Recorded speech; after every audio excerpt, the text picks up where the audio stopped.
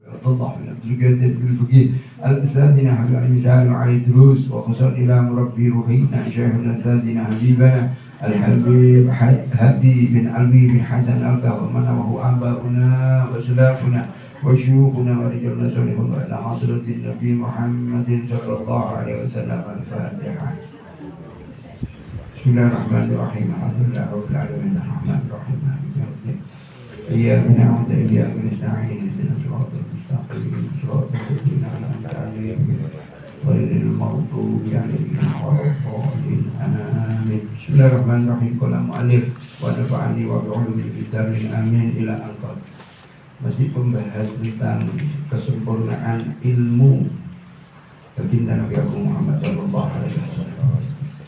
Saya ingin bertanya dulu, terutama saya tujukan kepada sebagai ini, mohon maaf, kita optimalkan akal pikiran yang diberikan oleh Allah Subhanahu wa Ta'ala untuk mengikuti kata-kata kalimat yang keluar dari beliau yang nanti akan saya tanya. Saya ingin bertanya kepada Bapak Panji dengan dalil dasar saya. Pertama, beliau usianya lebih sepuh. Kenapa? Berarti beliau sudah banyak melakukan hal, pengalaman dan lain sebagainya itu lebih daripada kita yang usianya di bawah beliau. Kemudian kenapa kok saya pilih Pak Panji? Jadi yang kedua adalah beliau memiliki latar belakang pendidikan. Beliau dulu masuk di dunia pendidikan. Biasanya ini lebih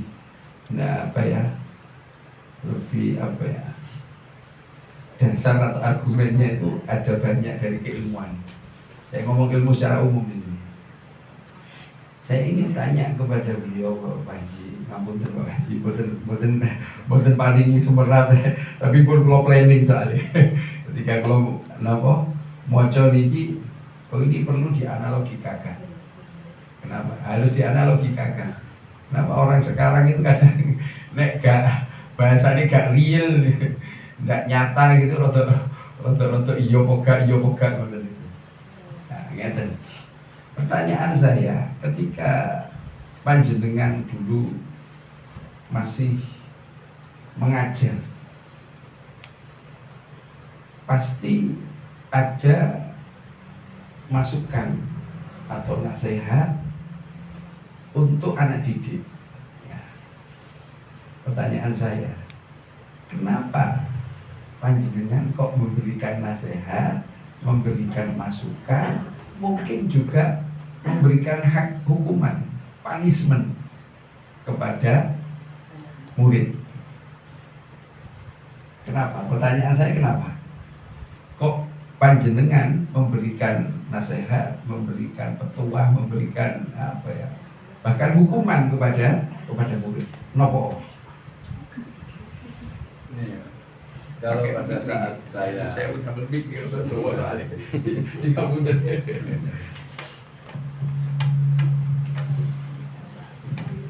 kalau tak minum. Niki wonten cerita sedikit. Sebetulnya cerita ini juga bukan saya sendiri. Kula kinten Bu Dwi sama ya. Karena guru. Alhamdulillah. Ini kalau saya biasanya pada saat ngajar untuk pertama kali, yang saya tekankan itu bukan materi dulu, tetapi adalah etika. Jadi saya cerita mungkin 2 jam pelajaran itu saya pakai untuk cerita untuk anak-anak, termasuk kenapa kamu masuk sekolah di sini, termasuk nanti bagaimana setelah lulus sekolah. Awalnya seperti itu. Yang namanya etika itu ini. Kalau dulu saya sering cerita itu kepada anak. Kalau anak yang dulu saya ceritakan kecil saya, itu kalau di depan orang yang lebih tua atau dituakan, itu pasti mempunyai rasa hormat.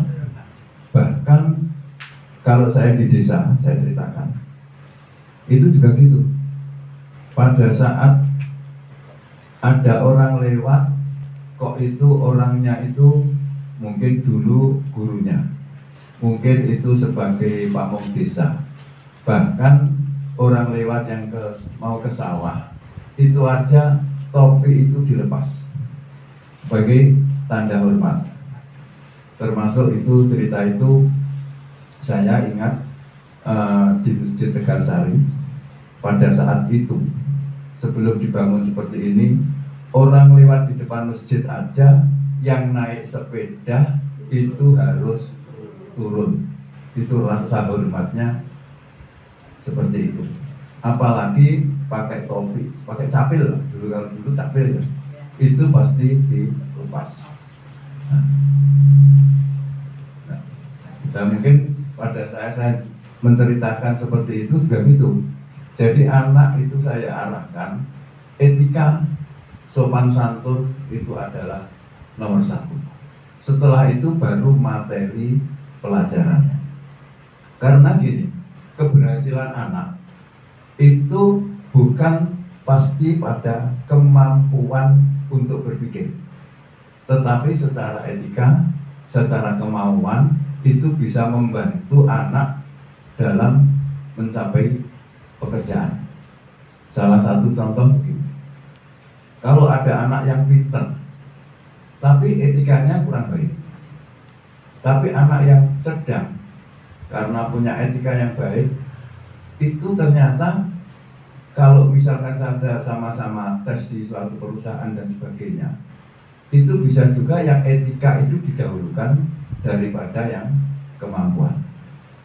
Termasuk kalau sudah etika hubungannya dengan masalah ibadah. Itu sering terjadi dan pernah terjadi seperti ini. Pada suatu saat ada tes di perusahaan, ada anak yang rankingnya itu dalam satu tingkat, satu rating kelas. Itu karena kelasnya ada 3 yang diambil 10 besar. Tetapi anak yang ranking 7 itu diterima. Anak ranking yang 1 dan ranking 2 dan 3 itu tidak diterima. Saya tanya kepada pengujinya, kenapa Pak? Kok ini diterima, kok ini tidak?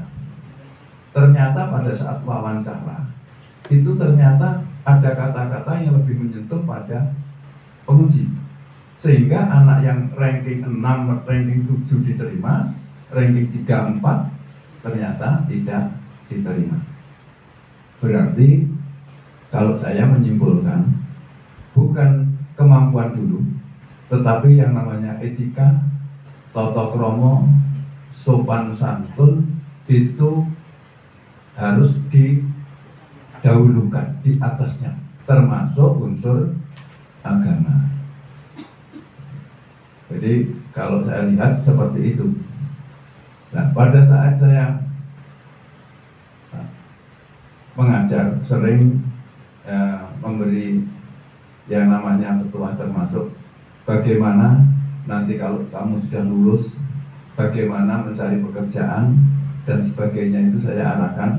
Ternyata sebagian ada anak yang setelah lulus diterima di perusahaan, bilang ke sekolah, oh Pak, betul Pak katanya Pak Panji dulu. Apa? Dulu diberitahu masalah seperti ini dan sebagainya. Pada saat dia biasanya saya kalau sudah gitu itu terutama dikasihkan. Itu saya tekankan seperti itu sambil ngajar, mungkin sambil saya arahkan.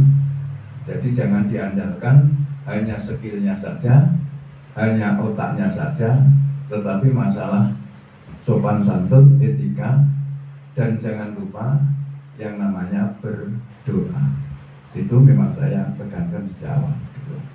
Dan mudah-mudahan mungkin anak-anak yang seperti itu ternyata setelah lulus ada yang seperti itu, akhirnya kan ingat. Bahkan pernah terjadi gini, saya kebetulan ngajar gambar, anak itu sebetulnya bukan anak yang pinter, anaknya sedang. Tapi anaknya itu ya rodok ceriwis, rodok gitu. Setelah gitu, begitu salah, saya coret, saya lingkari. Nah, dia setelah itu kebetulan memang nasib itu baik. Di Jakarta, namanya sampai sekarang saya masih ingat namanya Agus Susanto, karena ya pada saat kalau ada reuni itu mesti nyari saya. Katanya gini, saya itu yang sering saya ingat Pak Panji. Kenapa kok diingat? Kalau dulu gambar saya diorek-orek, ternyata sekarang saya jadi konsultan itu ngurai gambarnya orang-orang itu.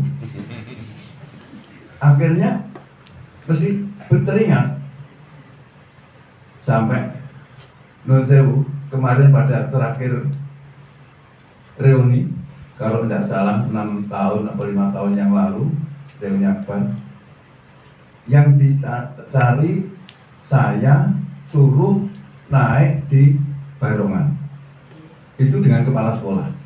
Saya juga heran, kenapa kok saya? Pak Panji aja dengan kepala sekolah. Jadi Barongan 2 itu yang suruh naik itu saya dengan kepala sekolah. Kok bukan yang lain? Saya tidak tahu. Terus anak-anak itu kan sering, ya saya memang kalau pada saat sudah kelas 3 saya nyangoninya bukan nyangoni malah masalah duit, nyangoni petuah. 2, nyangoni nilai itu saya kasih sana. Mbok menawa bijimu ini bisa untuk mencari pekerjaan, mestinya 6 saya buat 7, mestinya 7 saya buat 8. Ini sanggupnya seperti itu. Bahkan anak-anak ada yang cerita, Pak, pas reuni saya kemarin gambar itu belum lengkap loh Pak, saya kok nilainya 7. Ya boleh lagi ngetangin nyangoni itu sanggupnya seperti itu. Jadi hanya saya nyangoni anak dengan nilai, dengan petua. Ternyata anak-anak itu masih banyak yang ingat, termasuk kemarin saya di Bali hanya perlu disamakan gitu aja. Ya, kadang-kadang kemarin reuni yang di Joglokarto, saya itu sudah aku gak iso jam-jam mono. Saya itu masih harus ke Pakutan itu menghadiri undangan mantan. Boten Pak, penjenengan di Tenggo. Setelah terakhir saya datang, langsung suruh menyambut, mengisi itu. Sebetulnya yang lain sudah banyak. Pak Panji aja nanti tambah ada pesan-pesan apa ditambah. Jadi baru datang, baru minum, langsung suruh. Karena sudah datang saya sudah siap. Nah itu karena ada hal-hal yang mungkin anak ada kesan kepada saya, tidak tahu saya yang mana, tidak tahu. Tapi seperti itulah ceritanya, seperti itu. Nah mungkin karena di situ saya sering menekankan masalah mungkin ya, etika, sopan santun dan sebagainya. Bahkan saya sering gini, saiki kalau kamu itu berbuat kurang baik, bapakmu tidur di rumah, itu mesti dilokne. Anak isopo tau ya kurang ajar. Sampai saya gitu kan, biar anak berkesan, oh iya toh, nek aku tumindak elek, berarti bapakku sini ngomah itu katut, meskipun bapaknya tidur di rumah, tapi karena anaknya kurang ajar, tetapi anaknya sopo toh. Tapi begitu juga, kalau anaknya sopan, putrane sinten gini, berarti bapaknya tidur di rumah pun bapaknya dapat baik, nama baik. Mungkin sekitar ngatain kemauan, mungkin nanti terlalu lama kalau saya cerita. Alhamdulillah, jazakumullah khairan. Sinten sing saged mendekan pelajaran dari pertanyaan saya untuk beliau. Sinten? Kayaknya Zom. Matur. Ayo. Loh, ini ada keterkaitan. Beliau menyatakan mengedepankan tentang masalah akhlak karimah. Iya. Nah, langsung lo cucuk perkawis ini. Dan mriki nggih. Niki didhawuhaken Kanjeng Nabi Muhammad sallallahu alaihi wasallam, kalian Allah taala diparingi ngertos perkawis jannah wa nar. Iki niki makin wiki tasih wonten malih. Nah, kenapa Nabi Muhammad SAW diberikan pengertian, diberitahu tentang masalah jannah, jannah surga dan juga neraka. Bukan hanya diceritani, tapi Nabi Muhammad SAW melihat masuk ke dalam surga. Tapi jangan pun ngeten lho, juga dari pemikiran ngeten lho. Iki durung kiamat tapi surga kok wis enek kan. Nggih. Perlu kita pahami Allah Maha Kuasa, pemilik segalanya. Waktu miliknya Allah Subhanahu wa taala. Nah, contoh ketika Isra wal Mi'raj. Bayangkan dari Masjidil Haram ke Masjidil Aqsa, Mekah datang Palestina. Zaman sak monten dari monten pesawat. Dan monten super cepat pun boten wonten. Dan waktu yang ditempuh menurut Syekh Abdurrahman Ad-Dibai, ya, kita duduk diangkat anget ngeten iki. Ya, seperti itu waktunya, sepersekian detik. Beliau sudah dari Masjidil Haram menuju Masjidil Aqsa, naik ke Sidratul Muntaha. Yang sampai saat ini ilmuwan belum tahu batas langit. Niku Kanjeng Nabi pun teng Sidratul Muntaha, langit itu tersusun dari 7 sab. Dan beliau memasuki satu persatu langit dan bertemu dengan para nabi dan rasul di situ. Nah sekarang aja nyon saya kalau analogika, saya kalau tak balik tentang perkawis dawuhipun saking Pak Panji. Kenapa kok Pak Panji memberikan nasihat seperti itu? Tujuan beliau dari hasil pemikiran saya mengambil kesimpulan dari dawuhipun beliau pengen muridnya itu tanda kutip enak ngoten mawon. Kalau orangnya baik, tentu kehidupannya akan baik dan harapannya nanti juga dapat pekerjaan yang baik. Dengan kata lain apa? Ya uripe penak niku serba kecukupan, memiliki derajat dan semuanya. Begitu juga kita, umatnya Nabi Muhammad SAW, beliau memberikan, memaparkan pengetahuan ilmu yang Allah berikan kepada beliau Sallallahu Alaihi Wasallam dengan satu tujuan, pengen umatnya niku penak. Paham nomor ini? Paham nomor ini? Sing bu guru ya paham ini, kudune paham guru. Kenapa? Karena hampir sama. Sami kali ngeten, kalau analogika akan malih ngeten.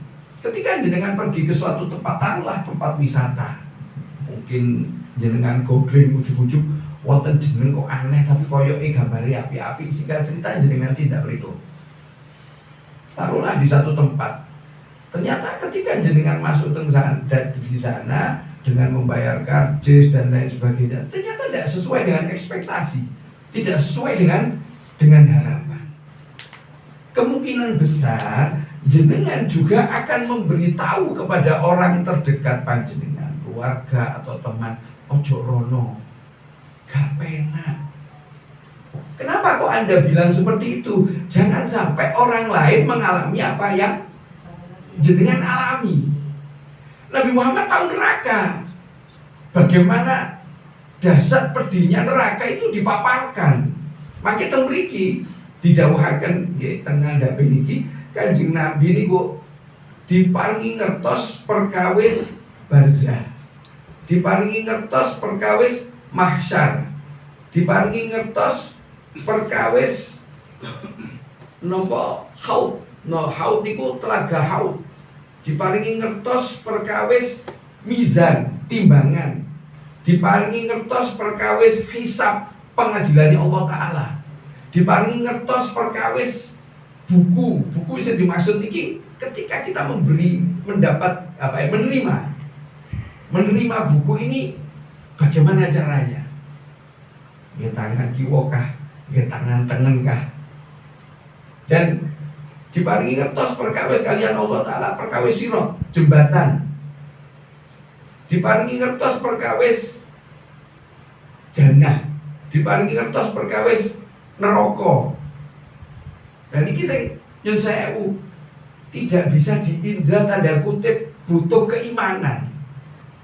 Terus nek perkara niku Betul sakit dalam artian kita mengindra itu tidak bisa. Kenapa? Itu gaib.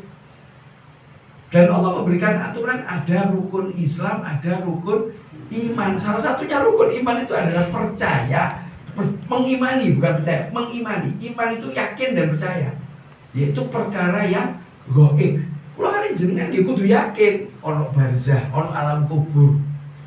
Yang ngapunten, kula kali panjenengan insyaallah mesti lali kabeh saderenge teng alam donya, kula jenengan teng alam rahim. Saderenge teng rahim wonten alam ruh, kuwi tambah gak kelingan blas niku. Sing dieling sakniki alam dunia. Memang dunia itu dibuat bagi sebagian orang itu menyenangkan. Sampai ketika merasa senang, akhirnya tidak mau meninggalkan dunia. Akhirnya muncullah kalimat hubbud dunia. Nek yang wis hubbud dunia iku mesti wedi mati. Nggih, sesuk diakoni menten mawon. Nek yang wis hubbud dunia iku biasane wedi mati. Tapi piantun-piantun ingkang kalian Allah Ta'ala diparingi pengertosan pemahaman ingkang leres ingkang sae perkawis agamanipun Allah Subhanahu wa taala lan perkawis kekasihipun Allah baginda Nabi Agung Muhammad sallallahu alaihi wasallam.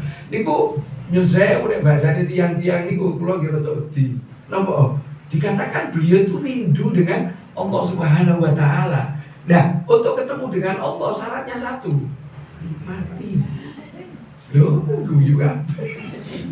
Kok mati piye? Mati perasaan. Ayo. Akalnya dioptimalkan, saya katakan. Loh, ini bukan perkara-perkara. Ya, saya pula analogikan mau tadi. Saya ngajak Anda berpikir Kanjeng Nabi itu seorang pimpinan, seorang yang betul-betul cintanya kepada kita itu luar biasa. Tresnone saestu. Mboten purun tersentuh riwayat didhawuhaken Kanjeng Nabi niku umatnya mlebet neraka. Soale neraka niku gak penak. Taruhlah mediun 45 derajat. Pripun jenengan? Umpek, ono sing umpek, ono sing anu. Lho, niku sing saged diukur lelek teng neraka. Ayo kula damel analogi pan, sedaya gadahi kompor nggih teng dalem. Ayo nyoba diurupi kompore, drijine dideleki. Oh, panas sing nggih lho, lah saniki neraka kados pripun. Padahal diriwayataken genderine neraka niku gak dek ambek genine donya niku tikel-tikel niku. Makanya saking panasnya niku sampai warnane nopo? Hitam. Jadi bosong nih. Nggih. Ojo pengajian ojo sing ngene iki kok gak penak nggih. Nggih, gak penak nggih. Tapi dalam artian gak penak ini kenapa? Karena kita selama ini hanya mendengarkan satu perkara yang nyaman buat kita sehingga kita lalai. Akhirnya gak pikir mati, akhirnya gak pikir urip di alam kubur, gak pikir besok niku dikelompokne teng mahsyar. Jadi kan upacara paling suwe pinten menit? 3 jam. Ono upacara 3 jam. Lebih jek teng mahsyar niku ngadeg gak ono wong plesetan. Plesetan iki sebelah nggih. Laya-laya ngeten iki lho. Teng mahsyar mboten wonten. Human ini benjek itu masa nih gak enak yup-yupan wit-witan itu boten-boten gak enak sing nyewani payung guyonan pulau nang pasar gak enak sing kayak kacamata tidak sing tengah panas itu biasanya damel kaca peninggal sing nek bahasane mbak ipar pulau kacamata di jalan gede nih. Jadi anak tinggal hafal gitu. Siang-siang damel kaca peninggal. Tujuannya nopo? Ben gak sulap. Yang berkata-kata nih. Lah benjek teng mahsyar niku matahari. Iki napa sing pinten ukurane jarake kula jenengan teng bumi niki kali matahari pinten. Kalau wingi pinten dinten kepungkur kali Allah Taala didohne sekedhik matahari. Wah, kira teng medsos niku Jawa Timur dilapisi es. Wah, gitu. Sahabat meneh ya, kayak panas. Sambat. Terus pripun? Penake pripun iki? Ayo dalam artian apa? Saya ingin memberitahukan bahwa Nabi Muhammad SAW itu betul-betul sayang sama kita, sehingga beliau ilmu yang didapatkan beliau dari Allah Subhanahu Wa Taala itu disampaikan semua kepada kita. Tujuannya kita agar kita bahasane wong-wong ini prepare, persiapan. Kita akan pulang di kampung akhirat yang nanti ada tahapan, ada proses, tempat-tempat yang akan kita singgahi. Saat ini kita hidup di dunia. Tiang-tiang rek mas tani nyon sewu, ibarat badhe tindak datang Jakarta, ngliwati napa pundi niki? Ngawi niku nggih wonten tempat wisata. Taruhlah sing kula eling di kula sakniki Jamus, Semarang Jamus. Napa Jamus niku? Kebun teh ya, ono kolam renange nggih. Lah kok jenengan Semarang apa tau rono dereng delok storine kanca kula. Kanca kula niki wau teng mriko teng Jamus lan apa? Teng Jamus biasanya lan apa? Napa? Boten atus tindak mriko. Oke, so berarti. Lihat yang tempat wisata niku lan apa? Rekreasi, tapi kanca kula mboten. Napa kanca kula dilakoni teng Jamus? Maca maulid. Loh, beber karpet ngoten niku. Ya Nabi salam ala ikan di wit gede, sore wit gede, wit kantil satu niku.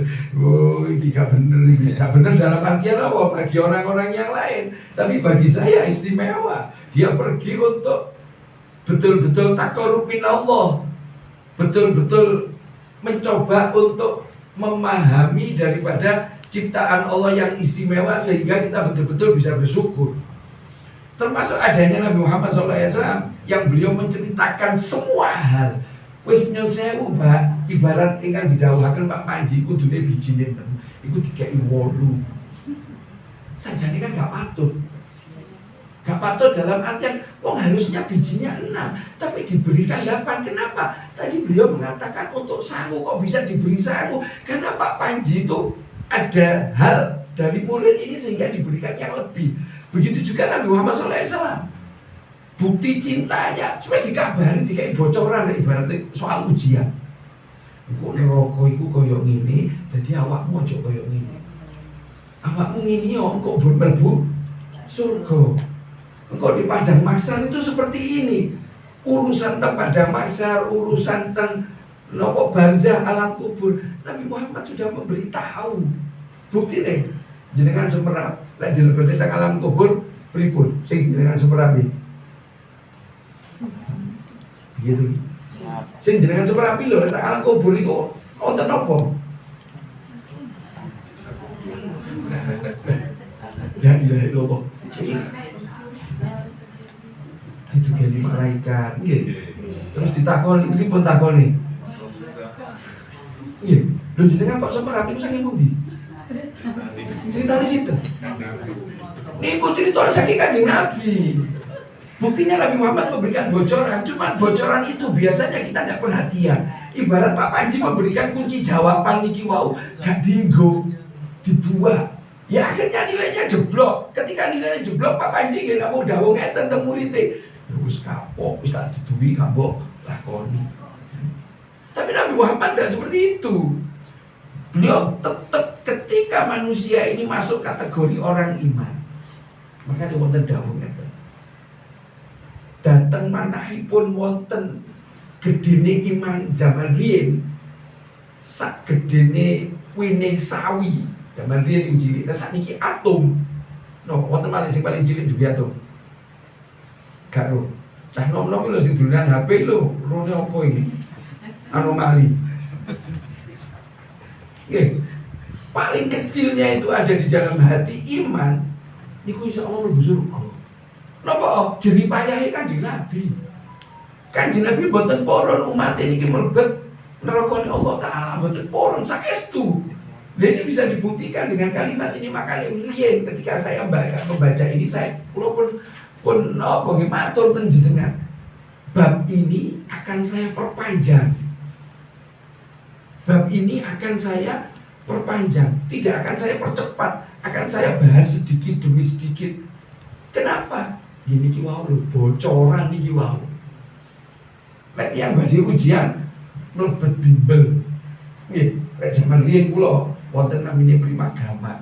Niku lek kate panas jaman badhe ujian niku teng niku napa ingin mendapatkan jawaban yang benar sehingga mendapatkan nilai yang bagus, ada harapan nanti masa depannya cerah. Nggih lho nggih. Saat ini mbok kula gak ngerti cah nom-nom niku. Niku murid jenengan Pak Panji. Pojokan iki lho. Niku murid jenengan nggih, tapi jenengan pun purna kados iki. Lah iki kula tak ngerti nek sekolah atune tilentok lho. Nggih, iki kula tak ngerti lho. Budal sekolah niku pindah turu. Lho niku boten hok niki, wah niki tidak tak ngerti piyambak niku. Tapi ya masa depan cerah gur turu ae. Akhirnya gur nyipang iki. Ya akhirnya kan bisa didelok anomali. Nggih to, tungtung sahur ya. Nggih. Balerina cappuccina ya. Ya niku akhirnya tungtung sahur. Cah cilik lo sampai hafal nih. Kenapa? Karena sering dilihat. Coba pelajaran yang diberikan Nabi Muhammad SAW, informasi yang diberikan Nabi Muhammad SAW, sering kita bolak-balik, sering kita pelajari. Insya Allah hasil nilai kita itu baik, dan insya Allah bisa dipastikan masa depan kita itu cerah. Ketika beliau di Sirot, Nabi Muhammad kabarkan macam-macam corone tiang lewat di Sirot. Ono sing koyo kilat slet, ono sing koyo melayu, ono sing koyo pajaran, ono sing ngesot, ono sing berangkang, ono sing berantongan, ono sing kecemplung. Naudzubillah min dzalik. Niku sinten sing ngabari? Kanjeng Nabi. Kula kali panjenengan wis dikai bocoran soal benjing niku diparingi bocoran. Ayo dalam artian bocoran iki kita baca. Kita ulang-ulang, ojo turu ae. Nek turu ae gini ku hasil. Yo tertinggal mimpi turu kejar mimpi diuber-kere. Nggih. Nek mimpi terus diuber niku pripun rasane? Keringetan, ngos-ngosan, nek bahasa kula tindien, nek bahasane tiyang Medion kelindien, senama ndak perlu dibahas. Lan sakniki pun setengah songo. Nggih lho. Niki sik telung baris niki. Makane sengaja nih. Sengaja kula undur-undur dengan harapan apa? Kita menerima kunci jawaban dari Nabi Muhammad SAW menjalani kehidupan fase dunia ini. Semoga kita ditakdir oleh Allah dimasukkan manusia yang selamat, manusia yang bejo dunya, bejo akhirat, dimulai alam barzah. Selamat dunya, selamat akhirat, dimulai alam barzah. Ngeten iki.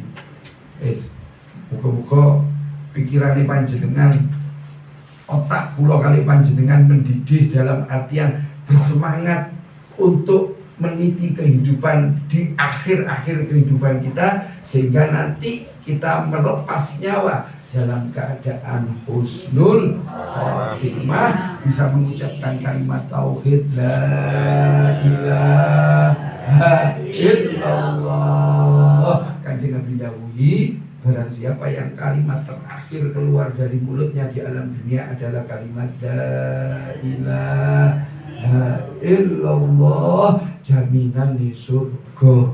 Insya Allah alam barzah nikmat, mahsyar nikmat, pengadilan Allah nikmat, mizan nikmat, sirat nikmat, sampai datang puncak kenikmatan, datang surga Allah Subhanahu wa taala sareng kalian Kanjeng Nabi Muhammad sallallahu alaihi wasallam. Insyaallah, Allahumma amin ya alimaz zilina fatatikis sitra'anna wa'afina wa'fu'anna wa kullana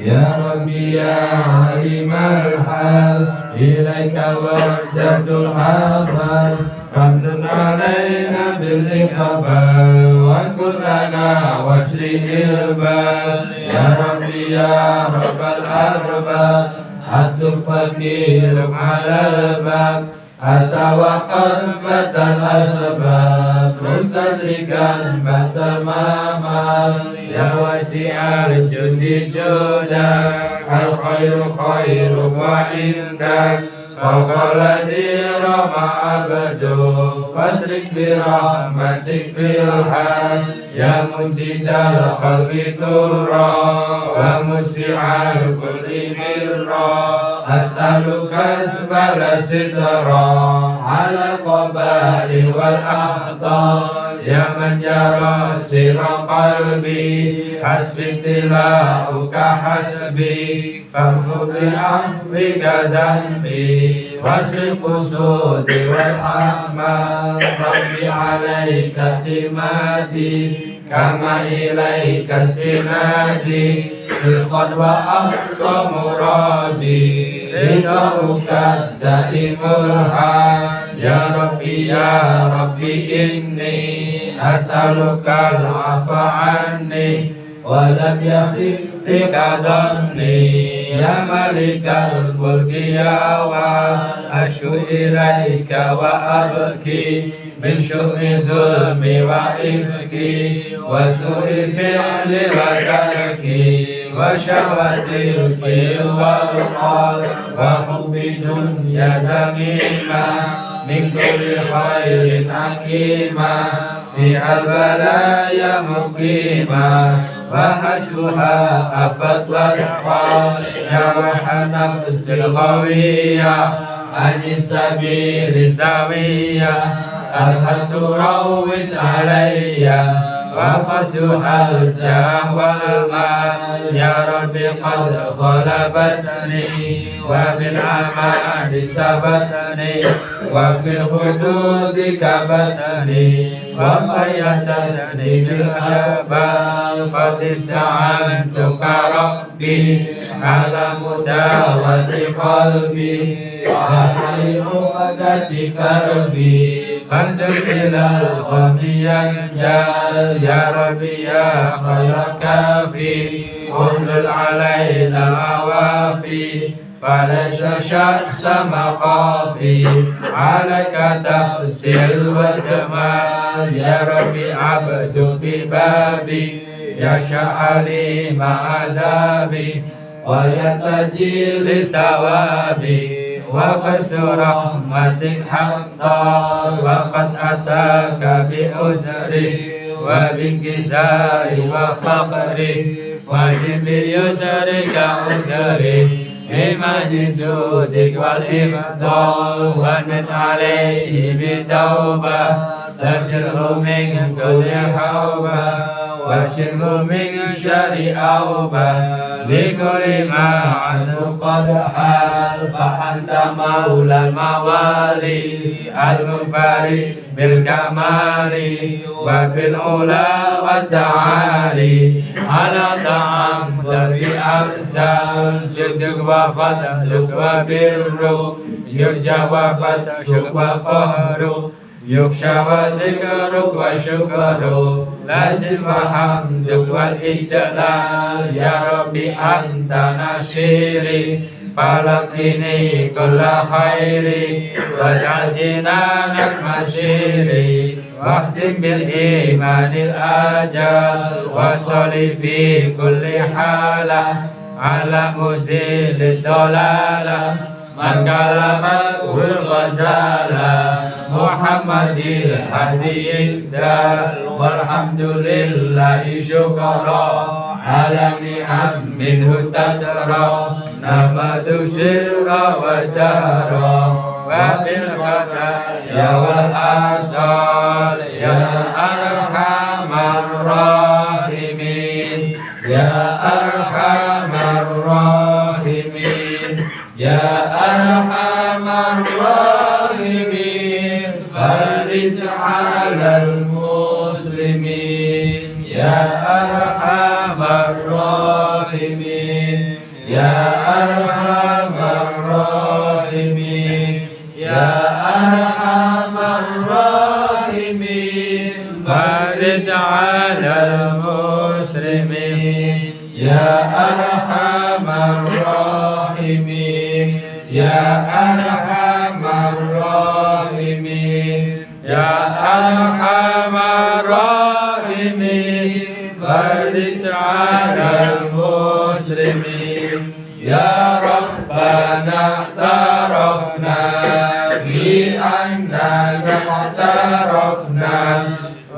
أننا أسرفنا على لظى أشرفنا فتب علينا توبة تغسل لكل حوبة واستر لنا العورات وآمن الروعات واغفر لوالدينا ربي ومولودنا والآل والإخوان وسائر الخلان وكل ذي محبة أو جيرة أو زوبة والمسلمين أجمع آمين ربي اسمع فضلا وجودا منا